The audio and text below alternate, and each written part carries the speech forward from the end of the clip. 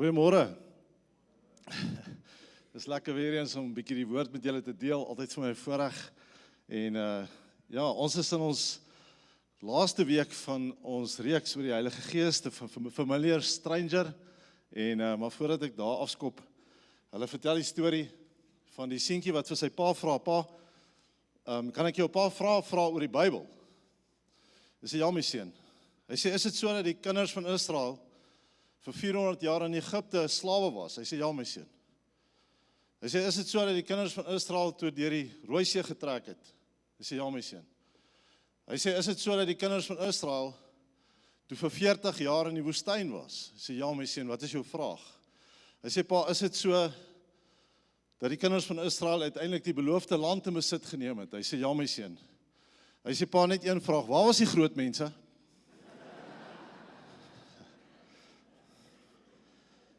So ek hoop regtig jy leer meer vanoggend van die Bybel en van die woord. En ja, soos ek sê, ons is in ons laaste week. Jy kan my volg op YouVersion. Die Bible app, kan jy alles daar gaan aflaai, maak dit seker jy save dit na die tyd. En so volg lekker saam met my. En ja, stel jou voor, jy stap in 'n kerkdiens in en die woord word met duidelikheid en waarheid gedeel. Die worship is so inspirerend dat jy kry hoendervleis op plekke wat jy nie geweet het, jy het plekke nie. Daar word geprofeteer en genesing van mense vind plaas.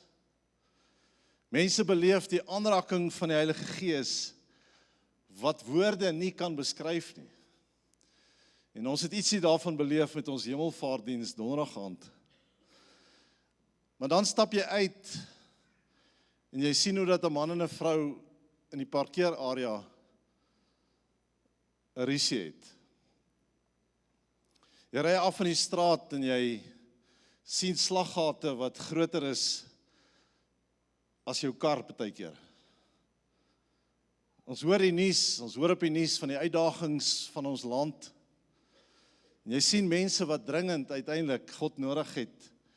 Jy sien mense wat uiteindelik die liefde van God so desperaat nodig het. Want jy sien, dan raak krag, dan skielik word krag 'n bietjie leeg. Want jy sien, ons kan alles van die werking van die Heilige Gees beleef. Allerhande tale, profesie, woord van kennis, wysheid, werkinge van kragte, en ons draai ons kop weg van 'n wêreld wat so desperaat, en ek wil dit nou noem, die liefde van die Heilige Gees in hulle lewens nodig het. Dan help alles niks.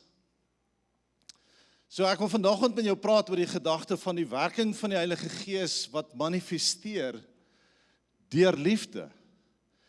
The way of love. Paulus gee vir ons 'n bietjie duidelikheid, en ek gaan vanoggend baie skrifgedeeltes vir jou aanhaal wat Paulus geskryf het, nou net so 'n bietjie op hoe sal hulle sê, op speed te bring in terme van wie Paulus was. Paulus was nie een van Jesus se disippels nie. Hy het so 2/3 uiteindelik van die Nuwe Testament geskryf. So is baie briewe wat hy vir ouens geskryf het en so meer. So as jy na die Nuwe Testament kyk, dan lees jy meeste van die kere van Paulus. Hy skryf in 1 Korintiërs 12, dan sê hy, en wat die geestelike gawes betref, wil ek nie hê dat julle onkundig moet wees nie, maar aan elkeen word die openbaring van die Gees gegee met die oog op wat nuttig is.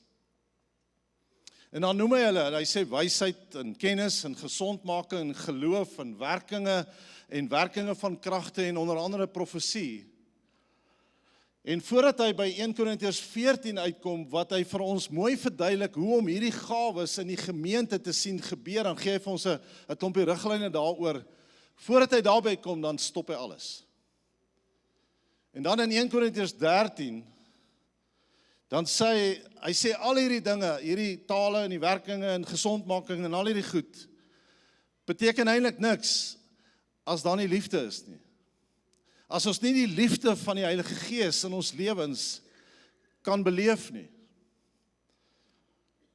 Want jy sien, as hierdie goed nie daar is nie, as daar liefde nie is nie, dan is al hierdie goed wat ek nou genoem het, hy sê, dan is dit eintlik, in my woorde, die nuutste vertaling, soos 'n leë konfytblik. Beteken niks.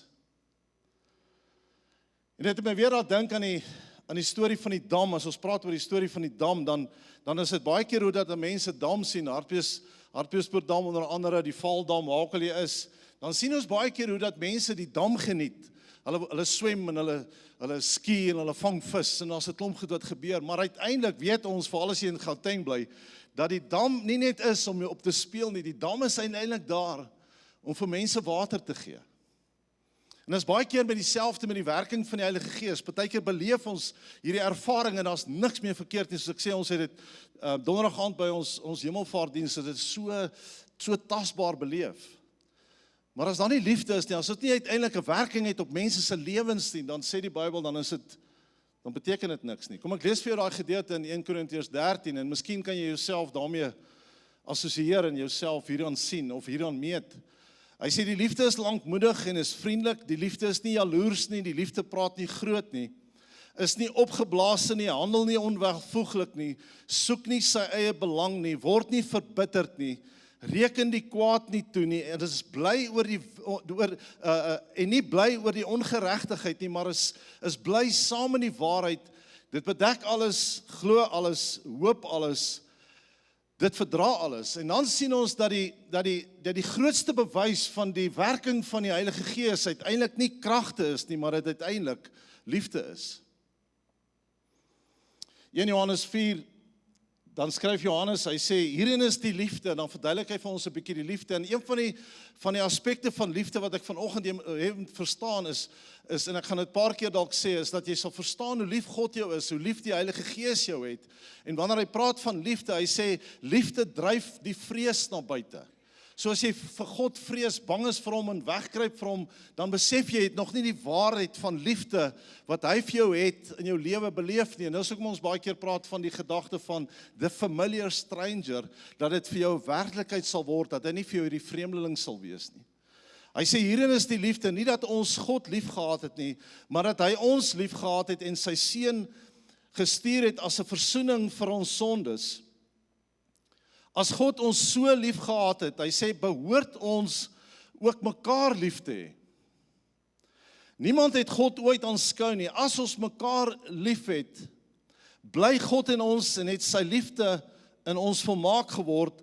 Hy sê, hieraan weet ons dat ons in hom bly en hy in ons, dat hy ons sy gees gegee het. So belangrik dat jy dit sal verstaan vanoggend, as ons praat oor die werking van die Heilige Gees in ons lewens, en op 'n stadium kom Jesus, een van sy disippels, Filippus kom na hom toe, dan sê vir Jesus, Jesus, het ons so klomp goed geleer, ons het so baie gesien van wat hy gedoen het, wys ons die Vader. En dan sê, maar as julle my gesien het, het julle die Vader gesien. En daar's soveel plekke in die Bybel, as jy die Nuwe Testament gaan lees, dan lees jy bietjie hoe dat Jesus met mense gewerk het, dan begin jy agterkom God se liefde, sy hart vir mense uiteindelik. So dis wat ons gesê het, ons het in hierdie reeks onder andere gesê, dat die Heilige Gees is net soveel God, as wat God die Vader God is. Hy is net soveel God as wat Jesus uiteindelik God is. Nou kom hy en hy sê, en dis wat ons met hemelvaart gevier het, die Heilige Gees bly in ons, die volheid van die Godheid bly nou in ons, en dis wat ons kom bevestig het uiteindelik. Dis wat hy vir ons sê, die Heilige Gees, met ander woorde, werk sy liefde binne in ons, sodat ons die beste verteenwoordiging van die Heilige Gees in mense se lewens het, wanneer ons in liefde funksioneer. Ek dink altyd as ek so iets sê, dan dink ek altyd in die gedagte, jy weet, nou dink jy die Here het jou geroep, of die Here gaan jou moet roep Indië toe, om iets vir die Here te doen. En eintlik as jy iets vir die Here wil doen, moet jy eintlik net uit liefde beweeg, en saam met die Heilige Gees stap, en jy het gedink jy moet Indië toe gaan vir sendingwerk om iets vir die Here te doen, en jy eet nie eens curry nie. Net 'n gedagte. Maar hier is nog goeie nuus. Romeine 5 vers 5, Paulus weer eens wat skryf, hy sê die hoop beskaam nie, omdat die liefde van God in ons harte uitgestort is deur die Heilige Gees, wat aan ons gegee is. En as ek werk met paartjies wat ons trou, dan sê ek altyd, jy weet, hoe gaan jy hierdie huwelik 80 jaar toe vat? Hoe gaan jy hierdie huwelik, wanneer die kar is warm en die kinders skree, hoe gaan jy nog steeds lief hê? Dan sê ek altyd vir hulle, jy hoef nie te bekommerd te wees nie. Dis wat hy sê, die liefde van God is in my hart uitgestort. So ek hoef nie ergens anders te gaan soek om myself in liefde te bevredig nie. Ek het God se liefde binne in my, en omdat sy liefde binne in my is, daarom kan ek my vrou of my man lief hê tot ons eendag ons 50ste huweliksherdenking vier. So wanneer die Heilige Gees in ons hart uitgestort het, en dit is belangrik dat jy sal besef, ons het in die reeks gesê, dat wanneer het jy wedergeboorte beleef, of wanneer het die Heilige Gees beleef, is wanneer jy wedergeboorte beleef het. So wanneer is die Heilige Gees in jou hart uitgestort? By wedergeboorte. Wat is wedergeboorte? Dis eenvoudig soos dit, waar jy aanvaar het, dat Jesus dit wat hy vir ons in die kruis gedoen het, vir jou ook persoonlik was, hoewel hy dit nou daarna verwys. Hy sê met ons hart glo ons tot geregtigheid, en met ons mond bely ons tot die redding van ons lewe uiteindelik. En toe jy dit gedoen het, het die Heilige Gees, het hy gekies om binne in jou te kom bly. So as hy dan sê, die liefde van God is in ons harte uitgestort, wanneer is die liefde van God dan nou in ons harte uitgestort? Dis heel logies, by wedergeboorte. So weer eens moet jy vanoggend hier sit en besef, die God wat God is, in die Heilige Gees, net soos wat die Vader God is, het sy liefde in my hart uitgestort. Ek kan eintlik nie help om dit te beleef nie. Al wat ek moet doen is, dat hy nie vir my hierdie familiar stranger sal wees nie, dat ek dit weer eens sal ontdek en beleef, en daarin sal begin groei in my lewe. Ons moet dit herontdek. En dan praat hy van, onder andere praat die Bybel, en Paulus skryf weer daaroor, dan sê hy, so is die liefde dan ook, die primêre vrug van die Heilige Gees. Kom ek lees vir jou daai gedeelte. Galasiërs 5 vers 22 sê, maar die vrug van die Gees is liefde, blydskap, vrede, lankmoedigheid, vriendelikheid, goedheid, getrouheid, sagmoedigheid en selfbeheersing. Dit kan ook so gelees word. Die vrug van die Heilige Gees is liefde. Dis soos 'n narkie met verskillende skyfies. Is liefde, en dan sê hy, die res daarvan kom dan by, want as ek liefde het, dan het ek vrede, as ek liefde het, dan het ek lankmoedigheid, as ek liefde het, dan is ek vriendelik, as ek liefde het, dan is ek vry, met ander woorde, my verhouding met mense net so in liefde uit te leef. Dis wat liefde is uiteindelik. Maar dan, ek wil dit net vir jou duidelik stel, want dan, wanneer Paulus dan kom in 1 Korintiërs 12, en hy noem vir ons die gawes, is dit so belangrik, so met ander woorde, wanneer ek dan vir jou vanoggend sê, dat liefde is die belangrikste, die werking van die Heilige Gees word gesien in liefde primêr, is dit ook belangrik om dan te besef, maar ek en jy het 'n spesifieke gawe ontvang, en dis dan wat hy noem in 1 Korintiërs 12. Aan elkeen is 'n genadegawe gegee, en nou kan ons mekaar daarmee in liefde bedien.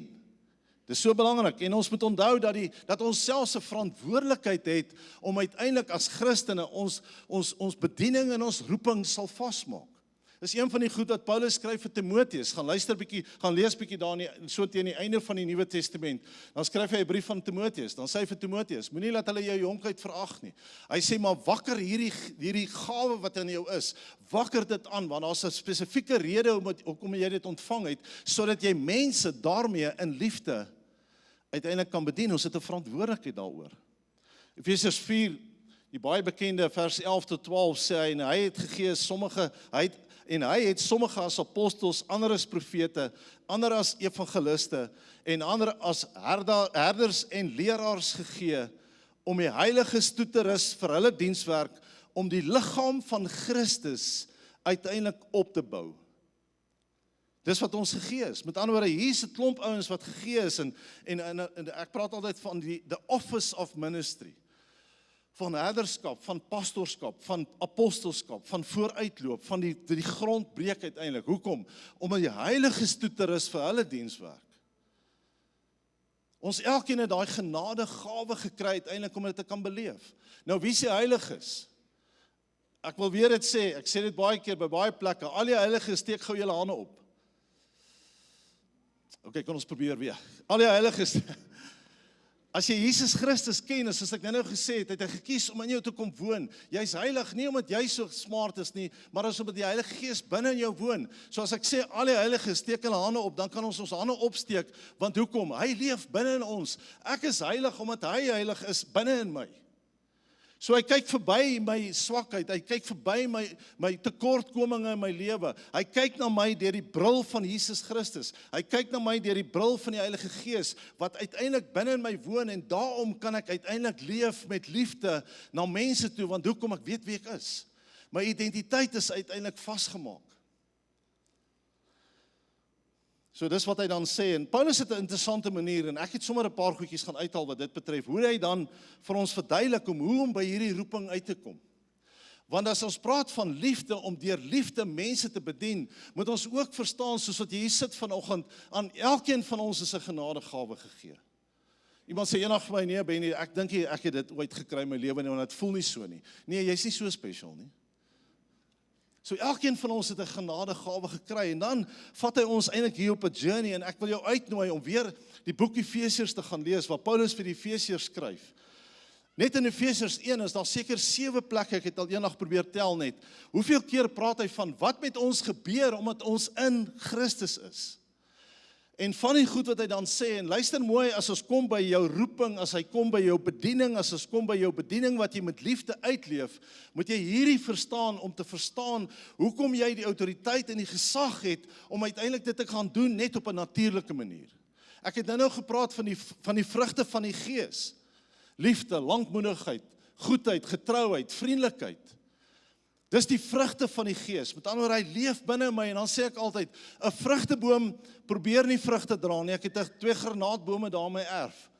Ek hou hulle dop hier by Maartman se kant, dan eet ons lekker granate. Dan hou ek hulle dop. Hulle staan nie in die oggend op, dan tap die sap soos hulle probeer om uiteindelik granate te dra nie. Nee, hulle is granaatbome, hulle dra dit natuurlik. Ek gaan staan nie daar en lees vir hulle skrifgedeeltes uit Psalm 23 uit nie. Hulle weet, hulle is 'n vrugteboom. Hy dra vrugte, want dis wat 'n vrugteboom doen. En as hy praat dan van die Heilige Gees binne in ons, behoort dit eintlik, soos ek altyd sê, normal Christian life te wees, van die vrugte wat ons uiteindelik dra. Paulus skryf dan in Efesiërs 1 wat hy sê, ons is geseënd, dit is so mooi. Jy moet hierdie so jou eie maak. Ons is geseënd met alle geestelike seëninge in die hemele in Christus. Dis weer eens wat met jou gebeur het en wat jy gekry het, toe jy jou hart vir Jesus Christus gegee het. En wat ook al kliseë jy daarin wil sit.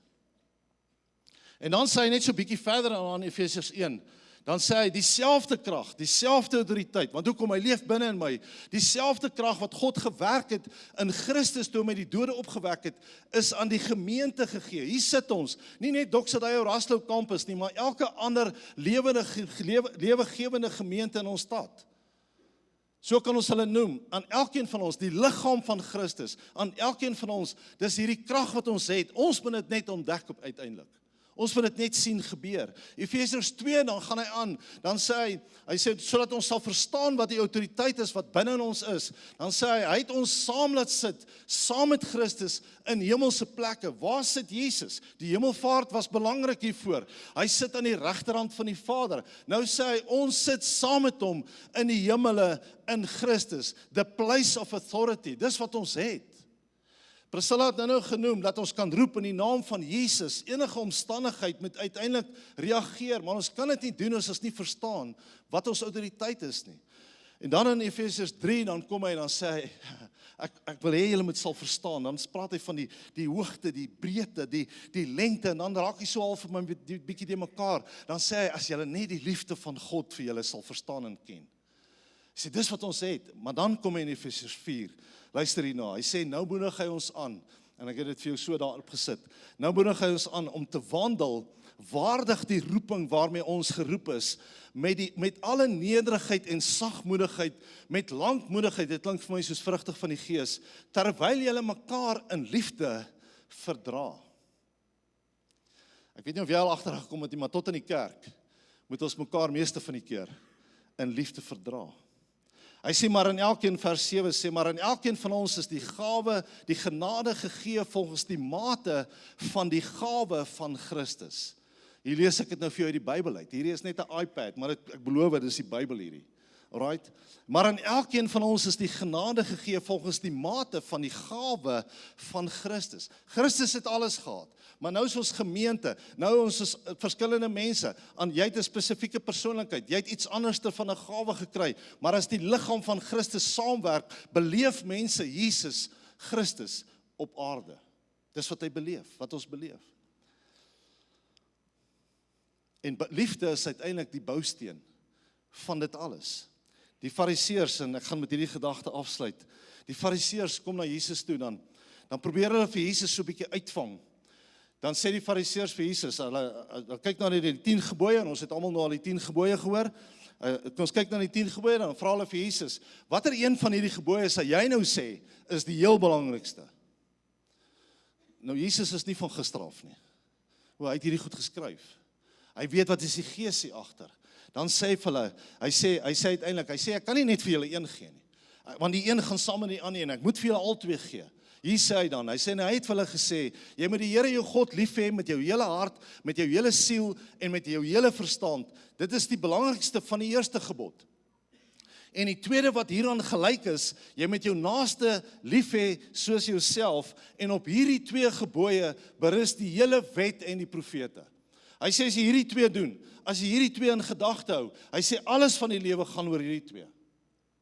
Maar dat 'n dag aangebreek, as jy net daaraan dink, want hoekom? As hy sê, ek moet my naaste lief hê soos myself, dan weet ek en jy, dis baie keer moeilik, want as ek in die spieël kyk, voel ek nie altyd oor myself so okay nie.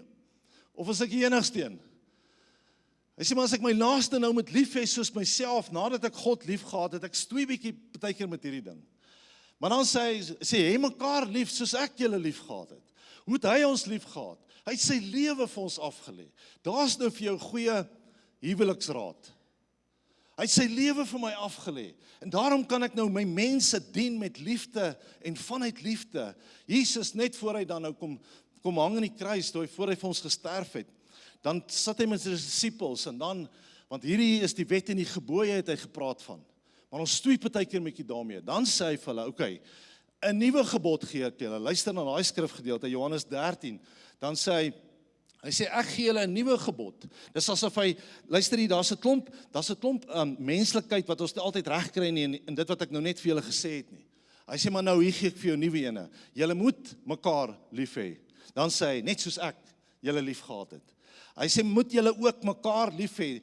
Dit is hoe almal sal weet dat julle my disippels is, as julle liefde onder mekaar het, as julle liefde teenoor mekaar het. As jy 'n getuienis wil wees vir 'n wêreld daar buite wat hier wil inkyk, want ons dink altyd ons moet vir mense verduidelik hoe warm die hel is, dan gaan mense tot bekering kom. Maar as ons begin liefde wys, as ons begin liefde leef daar buite, gaan ons begin sien hoe dat dit mense trek. Dis die lig van God, die goedheid van God, sê die Bybel, wat mense na hom toe trek. So nou begin ons dit leef, en uiteindelik begin ons 'n stad impakteer. Uiteindelik lyk Centurion anderster as volgende jaar as hierdie jaar. So kan ons dit begin uitleef. So daarom is dit belangrik, die boodskap wat ek vir jou wil gee vanoggend, is dit is vir ons belangrik dat die liefde van God, wat deur die Heilige Gees vir ons daar is, ons dit sal verstaan en uitmaak vanoggend as jy hier uitstap. Een ding wat ek wil hê jy moet onthou, is dat Jesus is ongelooflik lief vir jou.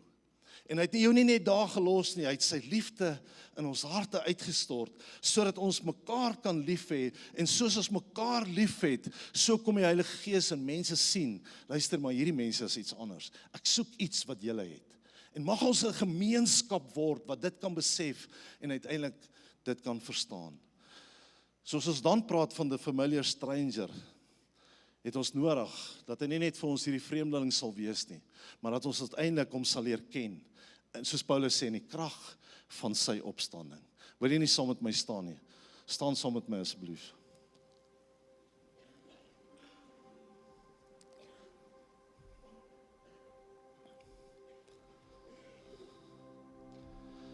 Soos jy sien, is hier vanoggend vir ons ook nagmaal voorberei, en ek wil net noem, hierdie nagmaal is nie net die soos ons altyd sê, die nagmaal van Doxadeyo Raslo Campus nie.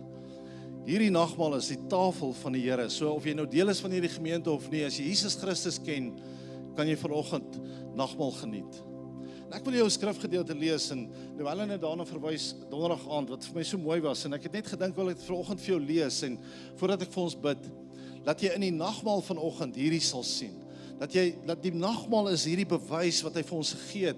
Hy sê in die nag wat die Here Jesus verraai is, het hy brood geneem en dit gebreek en gesê, dit is my liggaam wat vir julle gebreek word. En dan sê hy, so dikwels as wat julle dit doen, bring my in herinnering. Bring my in gedagtes.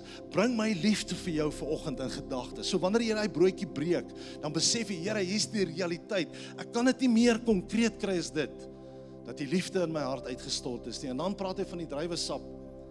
Dan sê hy, doen dit weer eens tot my gedagtenis. Onthou dat ek jou sonde uiteindelik vergewe is. Die skeidsmuur tussen ons en God is afgebreek. Ek hoef nie meer daaraan te lewe nie, en Here, dankie vir die konkreetheid daarvan. Luister wat sê Kolossense 3, en ek lees dit vir jou in Engels. Hy sê, you are in fact raised together with Christ. Now ponder with persuasion the consequence of your co-inclusion in Him. Relocate yourselves mentally, engage your thoughts with throne room realities where you are co-seated with Christ in the executive authority of God's right hand. Dis jou identiteit vanoggend. En dan sê hy, becoming affectionately acquainted with throne room thoughts will keep you from being distracted again by the earthly soul-ruled realm. So Here, dankie dat ons vanoggend as 'n gemeente hier kan staan en net bid oor die nagmaal, bid oor dit wat U vir ons gegee het as 'n sakrament, om te kan onthou wanneer ons hierdie broodjie eet en ons voel hom in ons mond en ons voel hoe sluk ons hom af. Here, dankie vir die konkreetheid van die feit dat die kruis was uiteindelik 'n sukses. My identiteit lê vasgevang nie in my verlede nie, maar my identiteit lê vasgevang op grond van dit wat U vir ons aan die kruis gedoen het. En net so, Here, die druiwesap, as ons dit geniet, Here, dan weet ons en ons onthou onsself en ons herinner onsself van die feit dat ons in 'n volmaakte, perfekte verhouding met U kan staan, sondeloos voor U kan staan. En ek bid dit vanoggend in Jesus naam. Amen. Jy is welkom om uit te beweeg. Hier's tafels oral in die auditorium. Gebruik nagmaal en kom ons herinner onsself aan dit wat Jesus vir ons aan die kruis gedoen het.